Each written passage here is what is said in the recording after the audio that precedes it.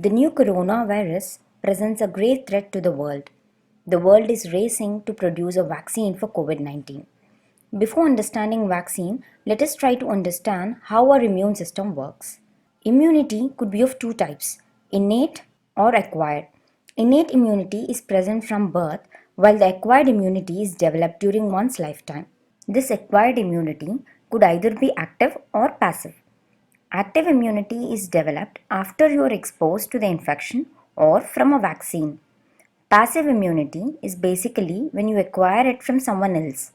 There are three types of blood cells: RBC, WBC, and platelets. RBC, the red blood cells, they help in cell respiration. WBC, or the white blood cells, they fight against infections. Platelets, they help in blood clotting. Vaccines emulate the immune response of the body against a disease causing pathogen. How our immune system works. When our body encounters a pathogen or a disease causing agent for the first time, the white blood cells attack the foreign agents by creating certain proteins. These are called antibodies. We have certain memory cells that help our body fight against the pathogen in a subsequent encounter.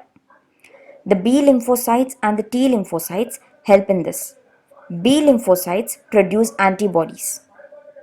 A vaccine is a substance that resembles the disease causing agent but does not cause the disease. It trains the body's immune system to recognize and kill the pathogen and creates a memory for the future. There are different ways to develop vaccines. One, it could be inactivated vaccine in which the pathogen is grown outside the body, it is purified and inactivated with chemicals. Example of this is the injectable polio vaccine. The second type is using a weakened vaccine. In this, the pathogen can be weakened by repeated culture or by genetic means. The example for such weakened vaccines are the oral polio vaccine. There is another way in which the proteins on the pathogen surface, they can also be produced artificially and they are used to raise the immunity. The example of this would be hepatitis B vaccine. Over 40 countries across the globe are trying to produce vaccine against the dangerous COVID-19. China is using the first technique.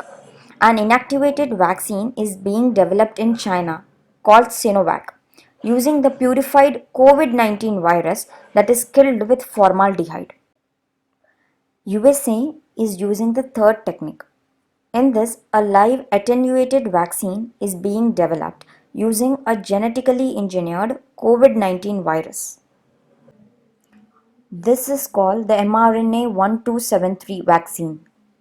DNA or deoxyribonucleic acid contains genetic code for protein synthesis.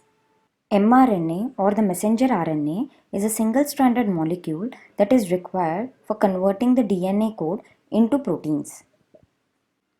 The spike protein on the coronavirus surface is critical for its entry into human cells. The mRNA 1273 is a piece of RNA that carries the code to make this virus spike protein when introduced into cells. So the antibodies to the spike protein can block the virus entry and its multiplication, thus ameliorating the disease. Recently, the Indian Council of Medical Research has granted a nod to the Kerala government to conduct trials on plasma therapy, making it the first state in the country to try this out. Let us now understand convalescent plasma therapy in detail. Blood plasma is a yellowish liquid component of blood that holds the blood cells in suspension. It's the largest part of our blood. It makes up about 55% of the body's total blood volume. It carries water, salts, and other enzymes.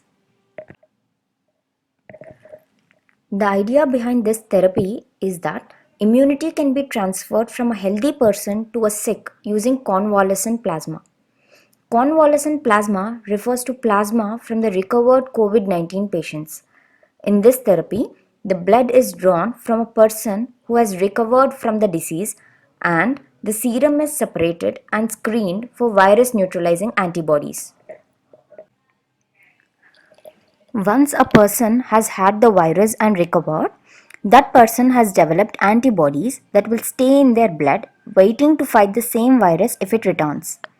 Now, these antibodies, when injected into another person with the disease, they recognize the virus as something to attack. Over the past 2 decades, convalescent plasma therapy was successfully used in the treatment of SARS, MERS, and the 2019 H1N1 pandemic, that is swine flu, with satisfactory efficacy.